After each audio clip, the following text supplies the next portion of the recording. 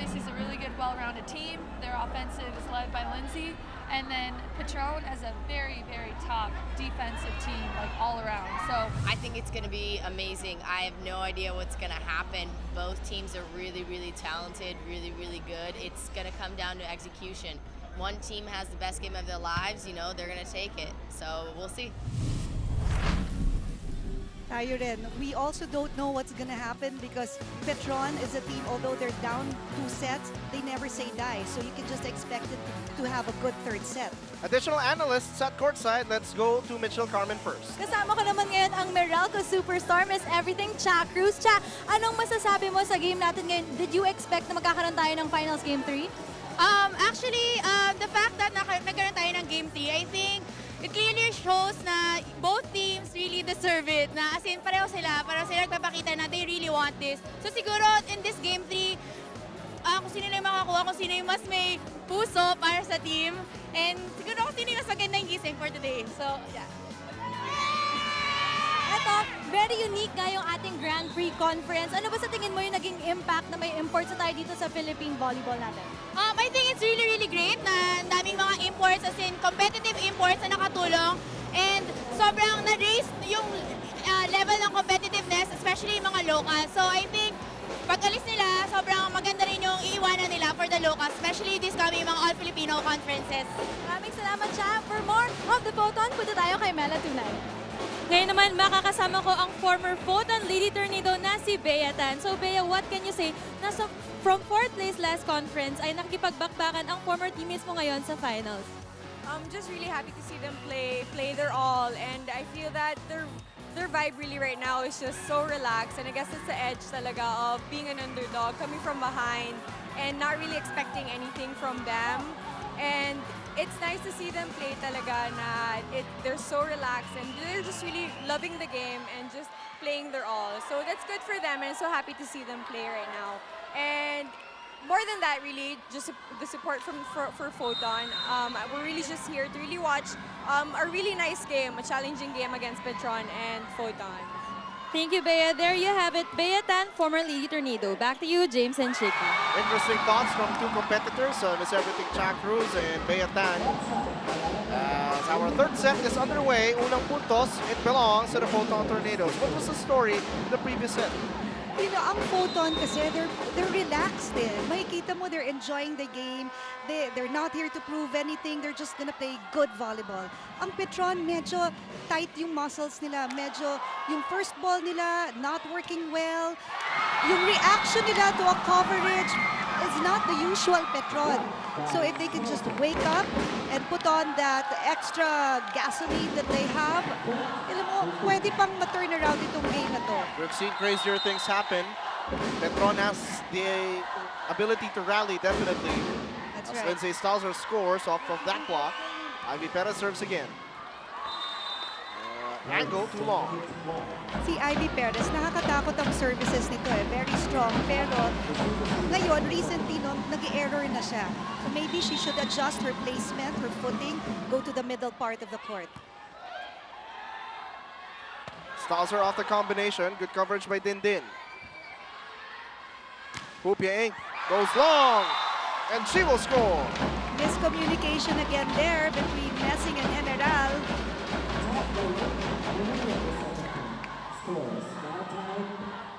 Erica Adachi to serve. I can only surmise kung anong mga paalala ni Erica Adachi during that Petron huggle in between sets. Ivy Perez creates for Lindsay Stalzer. There was no coverage there for Petron. Mabagal pa naman yung bagsak ng bola, sayang.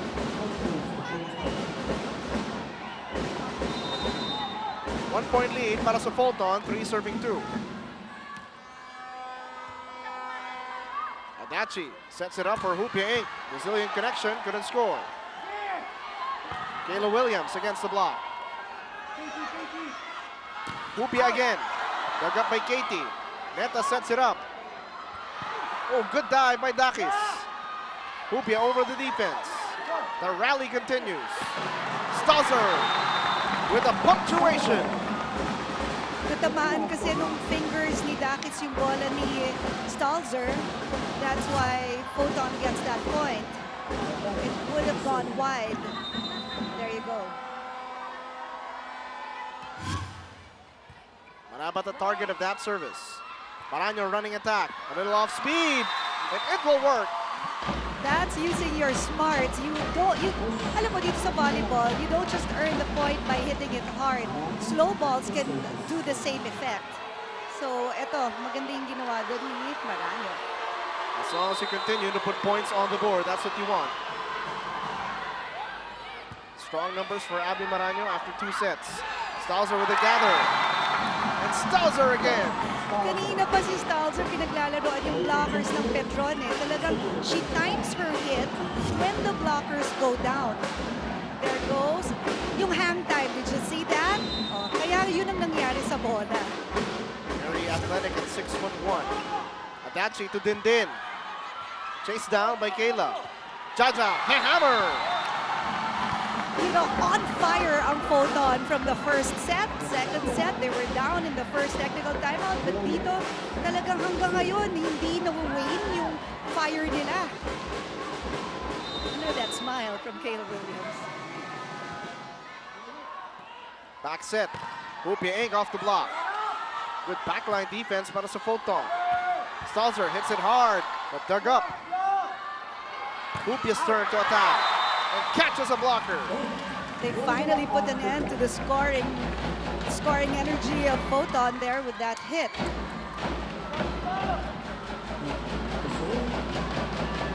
And Hupia Inc. could be that lady na pwedeng puntahan ni Erica Adachi pag kailangan na kailangan ng puntos. She's been very consistent in the finals. Jaja had to adjust. Scrambling defense para sa Petron. And a free ball. Katie Messing tries and puts it down. There was a gap in between the blockers of Petron kaya nakalusot yung bola ni Katie Messing. Of course, it didn't help na napakabilis nung bola niya. There's that setup. The blockers were too far apart. Kaya nasa gitna ng blockers lumabas yung bola. The setters of both teams actually varying up yung place sa kanila pinapatakbo. Ang difference nga lang, may nakakapatay ng bola ang Foton at may mga konting error ang Petron Blaze. Foton with a 4-point lead heading to the first technical timeout.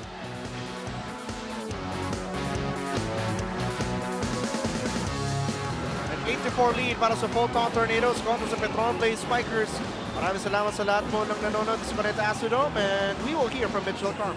James and Chicky, na-mention nyo nga kanina yung service reception nitong Petron. Actually, puro service reception ang binigyang pansin ng Petron sa kanilang ensayo para sa ating Game 3. Medyo nadidismaya nga itong si Coach George na hindi nagmamaterialize ito para sa kupunan. At this point, the red shirts are starting to forget how to smile, which was very evident in their huddle earlier. Phil Cayetano and Jen Reyes trying to provide that happy energy for the team. And according to Erica Dachi, we beat them 3 times already. We know how to beat them. We just need to do team defense, not individual defense. Balik sa inyo.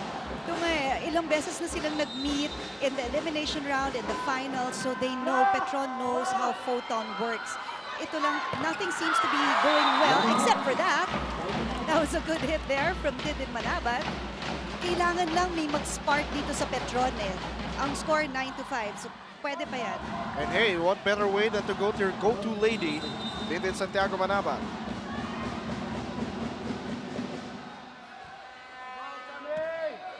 KTW with a reception. Jaja, semi-running attack. Adachi backs it. And Manabat. Dindin says, this is how you do a running attack. Ito, laging binibigay ni Adachi kay Manabat, so medyo babantayan na yan ng Foton. She has to do a variation in their plays. 6-9. Perez to KT Messing. And Messing continues to cook. The decoy of Foton worked for the blockers of Petron. Medyo nahuli ang blockers ng Petron for Messing.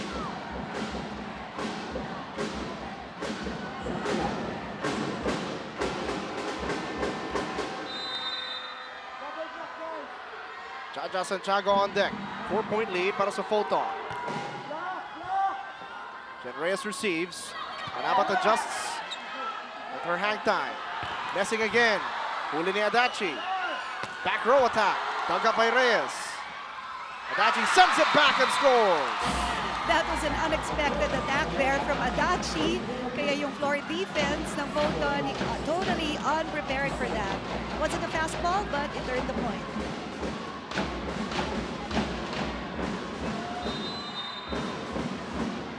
A 3-point ball game, 7 to serve 10. 10 attacks and a service ace para kay Dintin Santiago Manabat. Hinabol ni Ivy Perez. Stalzer over the defense. Ang ganda nung play. They're really just having fun. Ivy Perez calling the hitter, and the hitter, Stalzer, just brings the ball easily over kung saan walang tao. There you go. She is not only explosive, she is also creative. That's right. And Katie Messing with an ace serve. Ito talagang Petron has to do something para ma-break yung momentum ng Foton. There is a challenge here. Coach George Pasqua.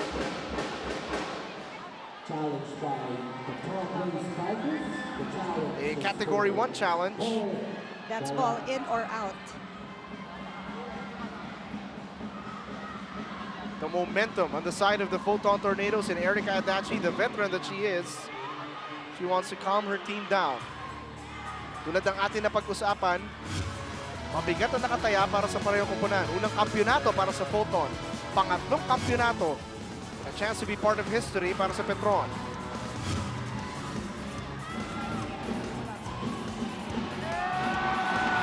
Pasok. Pasok na pasok yung bola. Yes, the rule is, Chicky, as long as any part of the ball catches the line. That's right. Pasok siya. Oh, but unsuccessful.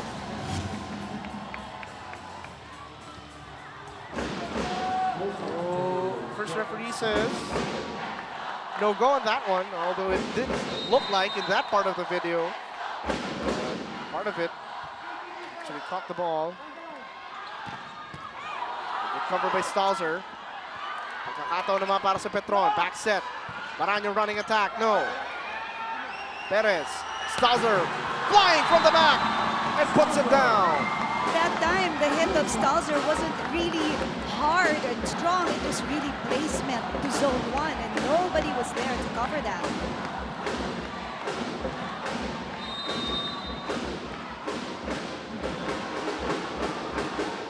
Manabat the target of the service. Molina from the left and scores. Finally, nag-stop yung scoring bid ng Foton through Molina's off block. Smart play there.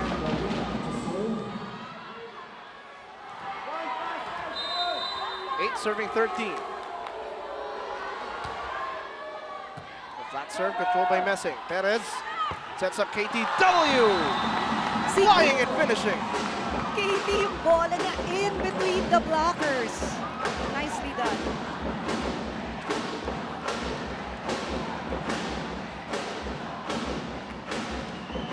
Excellent execution for Foton, allowing them to take this 14-8 lead.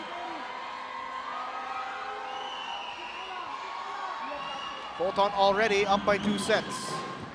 Agana the target of that service. Inc will try. Stalzer na naman, huli ni Maranyo. Maranyo gets the block. You know, before that play went on, makikita natin si Manabat was really talking, shouting in the court na dapat calm lang, kalma lang. And look at that. Maganda yung leadership na pinapakita niya even when she executed the last play. Araneta couldn't finish. Agano lilipad, down the line, hit is good. And now, kailangan take advantage ngayon ng Petron because sunod-sunod na ang puntos nila. Kailangan not to give up and just keep this energy flowing. Whatever pep talk Eric Adachi gave the team seems to be working.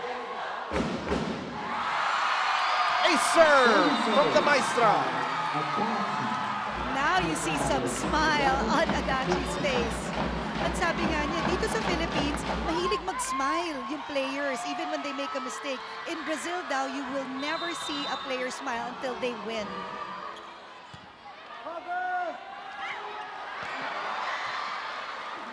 Golden chance para sa Petron. Hupia Inc. off the block. Wow, what a run here that Petron's doing. Talaga namang sunod-sunod yung puntos nila in offense. Then Coach Villette sues for time. She wants to rethink their strategy. Foton up by 2. We have to communicate, okay? Regroup! Regroup! We have to regroup, okay? They're targeting you. They're targeting your area, okay? We just need to put the ball one up. Tatlo. Ano mo dito yung dalawa? Ready mo siya doon, okay? Regroup! Okay, regroup! Okay, one stop. One stop lang tayo. Ayos naman yung nasa harapan natin. Okay, we still control this game. Okay, we have the momentum. We can Let's go, let's go, let's go! Coach Villette called for that timeout para mag-regroup yung Foton and reminding Messing that she's going to be the target. You know, ang target nun si Messing but Kayla Williams tried to protect Messing. And now Petron is doing a good job earning those points, much needed points. But Stalzer during that timeout said, hey, you guys, we control this game. Kahit yung labanan ng crowd, Foton kontra Petron, napakaingay din dito sa loob ng Cuneta Astrodome. Stalzer gets it off Jen Reyes. Si Stalzer, di ba, doesn't just preach, but she practices what she preaches. Control nila yung game, and she shows it. Dennis creates, Stalzer detonates.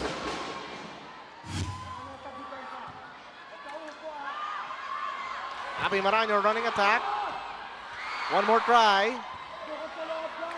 And that she creates a play for Hupia Inc. With block coverage para kay Kayla Williams. Stalzer ulit.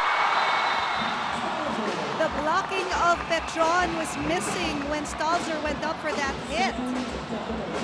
And Foton on a run. They are up 16-12 heading into the second technical timeout. Coach Villette Ponce de Leon coaching the game of her life. Will Foton get their first championship or will Petron extend? Back in a moment. 16-12 is the advantage of the Foton Tornadoes. It has been a long journey para sa franchise na ito since starting out last season dito sa Philippine SuperLiga. In the playoffs, they were number 4. They had to topple the Philips Gold Lady Slammers to set up their date with destiny, but standing in the way are the defending Grand Prix champions and three-peat seeking Petron Blaze. Hupia Inc. with a strong hit. Kayla Williams flying but couldn't finish, sends it long. Jen Reyes, a good idea there of not going after that long ball. 13 serving 16 as we hear from Melatuna. James and Chiki, kanina nga sa dugout, nagpapalitan ng mga advice ang coaches and players at hindi nga nawala sa mga paalalang ito ang mag-enjoy lang. Well, now it's very visible sa buong kupunan ng Foton. Mapa sa loob ng court, mapa sa huddle, talagang pumped up ang bawat isa. Kaya talagang lumalabas ang natural nilang galaw, walang pressure at mas fluid ang kilos nilang lahat. The only thing they need to do is maintain this kind of play dahil di nila namamalayang papalapit na sila sa championship. Yan naman ang aabangan natin. Balik sa inyo, James and Chiki. And Chacha Santiago with authority extends the lead, 17 to serve 13. A serve! And you know, when you're enjoying, talaga namang hindi mo mamamalayan na ilang points na lang nasa kanila na, nasa Foton na ang championship. Coach George Pascua sues for time. Guys, ano na lang, puso na lang, kumbaga, enjoy nyo na lang, enjoy the game na lang. Enjoy the game na lang. Okay, kasi kung the more na ayaw natin magkamali, lalo tayo nagkakamali. Okay? Give your best na lang. Win or lose, basta importante, nag-enjoy kayo sa ginagawa niya. Let's go! Ha? Let's go! Keep fighting lang, keep moving lang, enjoy, keep fighting lang. So right now, the key there is really enjoy. And an enjoying subplot dito sa ating kwento, yung labanan ni Chacha Santiago at ni Tintin Santiago Manapa. Yeah, ito talagang, sila rin naman yung talagang pinakamagaling natin at pinakamatatangkad nating locals. And they're both doing a good job in the court. And which Santiago sister will lead her team to a victory, we will find out in just a moment. 10 points versus 11 points between the two sisters. Again, it's not just about which Santiago is doing better.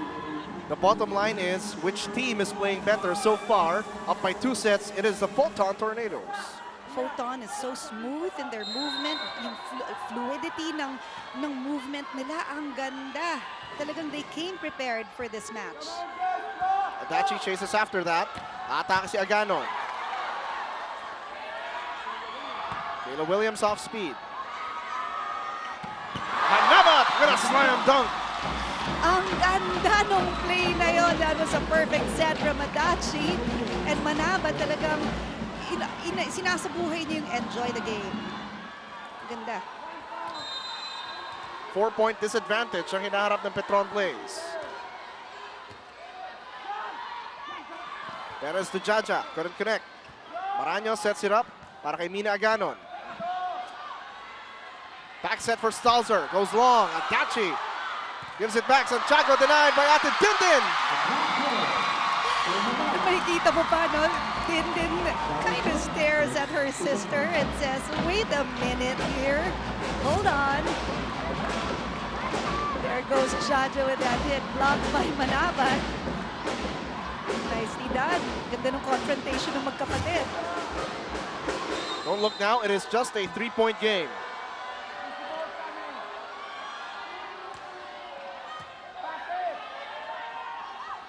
Katie Messing, that's good.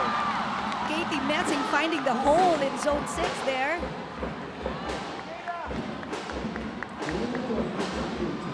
Could Foton be 6 points away from their first championship? Does Petron have a strong run to try and take itong set number 3? Says Molina. That goes long. Puntos para sa Foton. Molina trying to avoid the blockers by going high, but it went strong.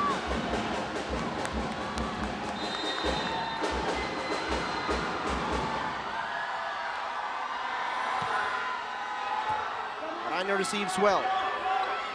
Des Molina, and she will put it down.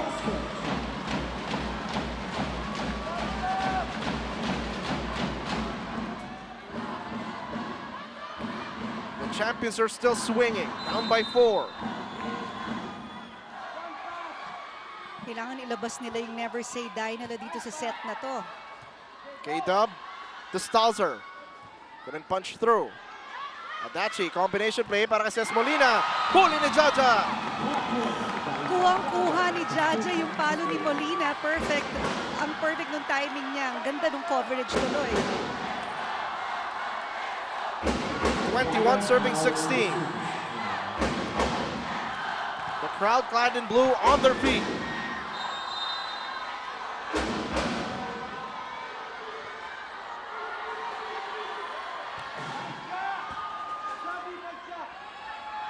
Manabat running attack. Pahabulin pa ni Stalzer pero di naaabot.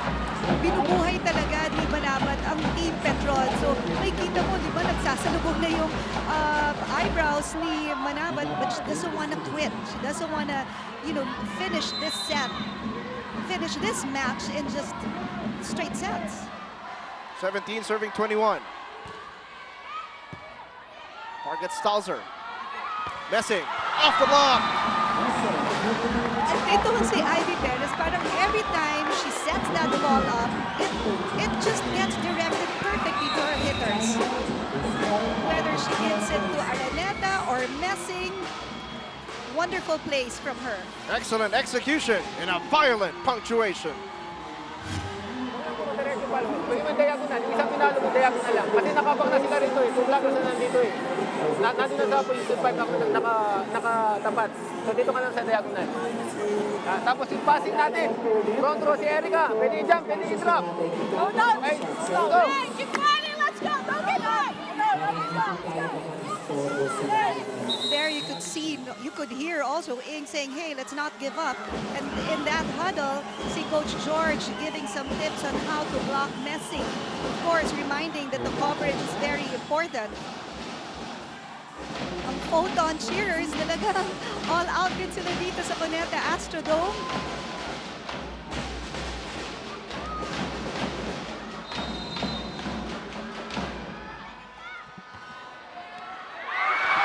Natulungan pa na net and an ace serve for Foton. And with that ace serve, makikita mo talaga medyo relaxed na tong Foton talaga because 2 points away from the championship. Blessing serves it up again. Pinabol Jen Reyes on 2. But couldn't work. Really, everything that Foton does, everything that they touch, it just works. At ang Petron naman, parang they just couldn't get it together. We are at championship point. 24 serving 17. Perez. And the game winner. For the first time in franchise history, the young and hungry Foton Tornadoes are queens of the volleyball court in the Philippine SuperLiga. What a game here from Foton. And they take it in straight sets, 25-18, 25-18, and 25-17. As you take a look at the final score, what a run. Para sa Petron Blaze, winning the Grand Prix last year, winning the All-Filipino Conference this year. But nothing to be ashamed of for the defending Grand Prix champions, and now dethroned, we have new queens of the volleyball court. Congratulations to the Foton Tornadoes winning their date with destiny.